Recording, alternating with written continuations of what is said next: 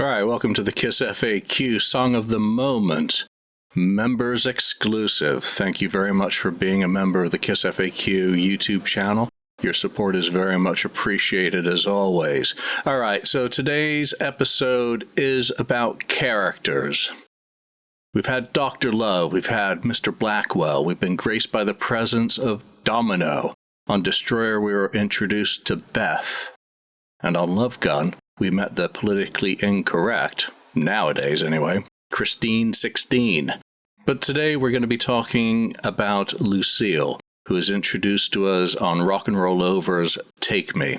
It's a rollicking, fun song, a bit of a throwback rocker, and, well, the demo started circulating in 2013, so I've finally taken a bit of time to break that one apart and reassemble it, and it sounded great on the reel to begin with. There's no problem with any of the three songs that were on there. The other two were, of course, Gene Cookie Monstering his way through Peter's Baby Driver, as the band KissFAQ it and change the arrangement into something that they'd be able to record, and a vocalist version of See You in Your Dreams, which I wonder if they ran out of time during the sessions, but whatever. We'll talk about probably a little bit more about that shortly. As far as Take Me, while it's credited to Paul Stanley and Sean Delaney, Sean later suggested, I think it was in an interview to Steve Sturwell Jr., that he'd brought the song in to Paul. In fact, there's an ASCAP registration for the song under a different title, Take Me, Make Me, attributed only to Sean. So, all sorts of things potentially happen and stories evolve over the passage of time. But Sean certainly did receive 3 co-writing credits on the Rock and Roll Over album alone for his contributions. And he, of course, wrote later with Gene and Ace on different songs. So his contributions to Kiss weren't just choreography. But as Sean would know, welcome to the music business.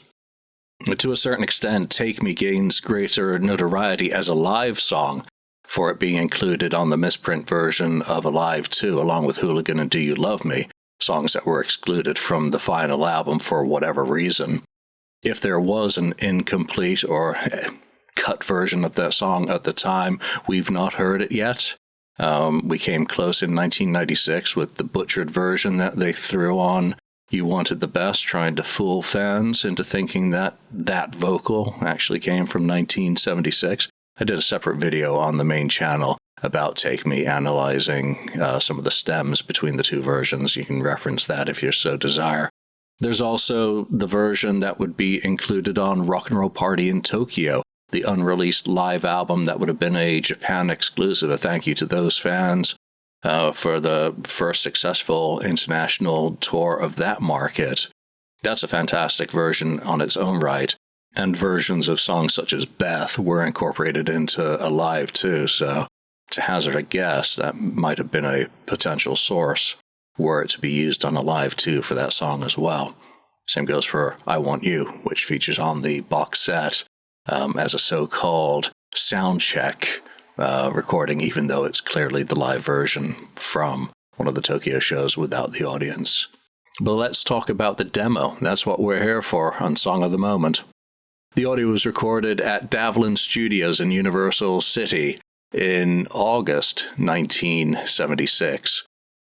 Just to clarify that, the date for the studio recording is currently unknown. I don't have any documentation in my collection that specifies explicitly when that session took place.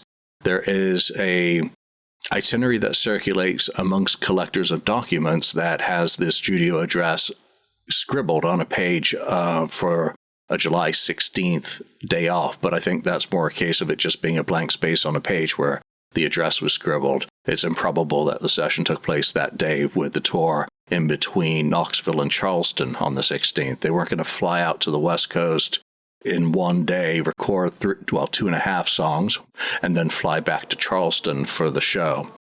Just unrealistic. So potentially what I think has happened is that the session took place during a gap in shows between August the 18th and 26th, around the Anaheim Stadium show. I think it's more likely in that time window that it took place after the Oakland show on August the 22nd, with the studio located on the opposite side of the LA metro area than the stadium show on the 20th. So they do the stadium show on the 20th, then have a day off, go up to Oakland, and then fly back. They've got a gap between August the 23rd and the 26th, and that is more than enough time to do 3 songs and 2 vocals. But again, to stress, that is a guess.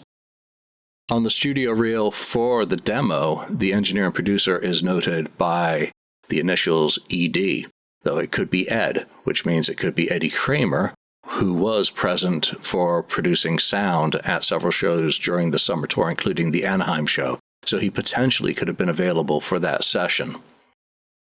Davlen Studios wasn't some backstreet budget option either. Len Conver, who had operated Larrabee Sound, had opened the location in 1973. They'd also installed a glorious Trident Triad Model B console in 1975. So we're talking serious gear, a serious room. I don't have the technical specifications for that. I'd love to find out. Editing Julian here. I'd just like to interrupt. I did find the studio details for Davlen Studios from late 1975 after the fact. So I'm pleased about that. The studio size was 45-foot square, 16-foot height. There was a 15 by 35 isolation alcove. The control room was 22 by 25 feet. As mentioned, it had the Trident console, 42 input, 24 output, whole bunch of mics available. The tape machine was a 24-track, capabilities at 16.4 too. 4Q systems, monitor speakers, amps, custom synthesizer equipment, an ARP, a Moog, a Cooper Time Cube, always like to see that at the time, DBX, Dolby, and a Hammond organ. So they were charging $120 an hour on 24 tracks, so I'll see if I can find any financials at the end of the year that have any billing for that studio. Editing Julian out. The reel is a mixed down reel, 7-inch, so 15 IPS, that's 38 centimeters per second. So again, it's not the multi-tracks that we're able to reference in this case. And hopefully that means that Universal has those sitting in their vault for potential future use. Think late 2026, when Rock and Roll Over has its 50th anniversary. Oh, it would be too nice to think what that product could include. But let's get back to the demo. Immediately noticeable is the different drum pattern on the demo. Peter's playing a slower tempo, but a straightforward 4/4 time shuffle with most of the flourishes he provides coming from 16th notes on the hi-hats. That gives the demo much more of a groove feel to it. Here's a sample of some of the isolated drums enhanced from that demo.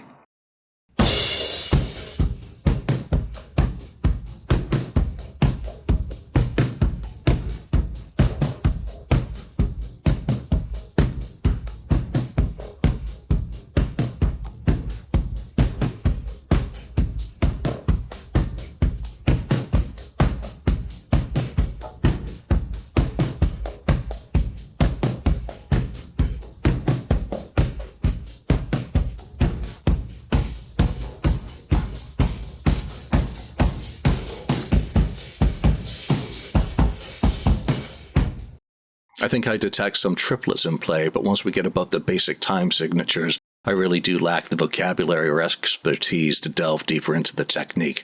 Drummers, if you speak the language, you could probably dig into it with much more clarity than I. Whatever the case, the drumming changes for the studio version with an increased tempo, giving it a much more straightforward rock backbeat. This is less about groove than about driving the song forward with intent.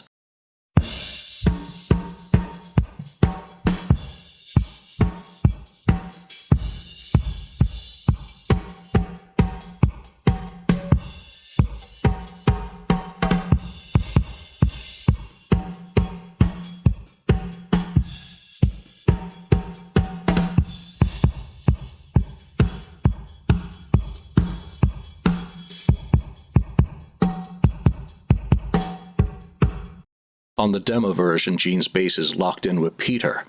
with occasional accents being played, and they're pretty forward in the mix, the bass. That also changes in the studio later that year when Gene follows Ace more, simplifying his bass line throughout the song. It seems the simplification was parallel to driving the song steadily forward, putting more of a focus on the guitars and vocals. Here's a comparison between the main riff on the demo versus the studio.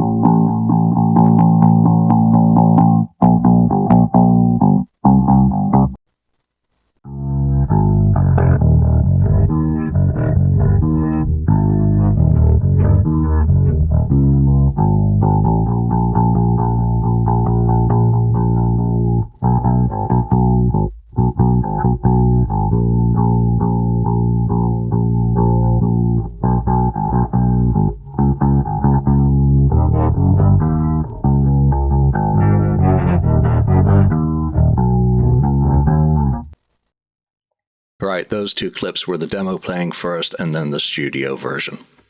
Note, the studio version is taken a half step down to closer match the version that we have from the demo.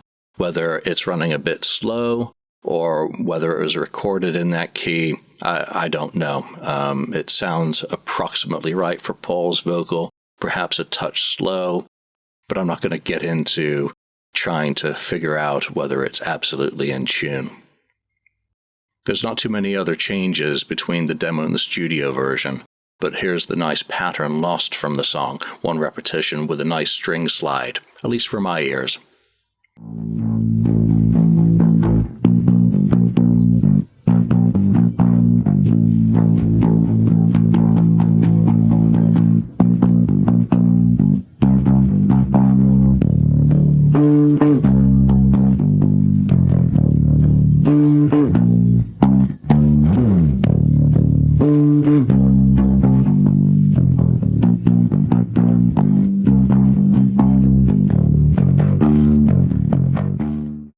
The rhythm guitars are crunchy and very forward, enhancing the tight arrangement. It's clear that Paul Stanley had learned lessons from Bob Ezrin. Bob had really taught them the songcraft, how to write and arrange a song properly, something that they really didn't have the experience with prior to working with him in 1975. So Ezrin really leaves a legacy.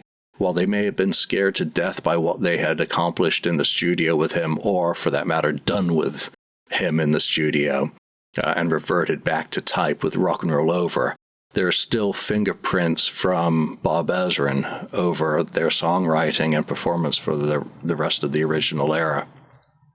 There's no lyrical difference between the demo and the album version, other than the absence of Paul's ad-libs during the end of the song. It's not really a matter that there was much to the song to begin with, and behind the mask, Paul notes that the song was much about attitude and expressing the lifestyle he was enjoying at the time, so it doesn't have any message. It's just tightened up a lot more by the time that they get into the studio.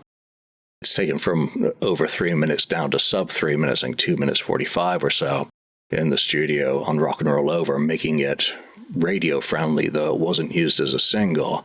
It did end up as the B-side to Calling Dr. Love. There is a bit of a change between the solo Ace cuts on the demo and the album version, and even though it's brief, it's nicely stated and phrased. Here's a gratuitous isolation from the demo.